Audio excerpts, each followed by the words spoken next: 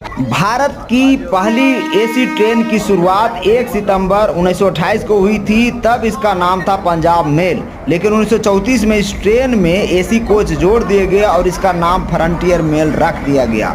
Mumbai central से अमृतसर तक जाने वाली ये ट्रेन देश बंटवारे से पहले पाकिस्तान के लाहौर और अफगानिस्तान से होते हुए मुंबई सेंट्रल तक आती जाती थी। ये ट्रेन उस समय देश की सबसे तेज चलने वाली ट्रेन मानी जाती थी।